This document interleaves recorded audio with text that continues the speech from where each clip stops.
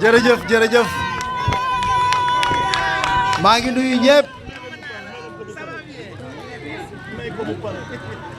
li may njëkk a def nag vraiment mooy sant yàlla sant président Macky Sall pour le choix qu'il a fait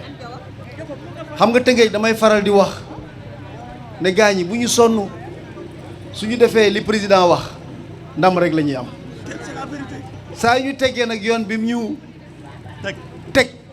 rek safaan la ñuy gis parce que président du def au hasard comme ça du jóg rek def dafa am ay renseignements am ay informations am ay critères yoo xam ne ci lay fondé wu pour choisir xam nga Ndiagne Diop mii ku ko investir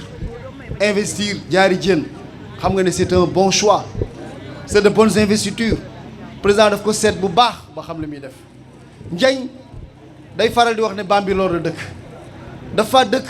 mais il n'est pas Bambilorois il est Rufisquois te Caravane bi wane na ko am na ñu bari ñuy wax tey Tëngéej la ñu dëkk suñu defoon Caravane bi ñu topp Ndiagne duñ ko topp donc ñun dañuy sant bu baax président de la République li mu choisir Ndiagne Diop comme tête de liste départementale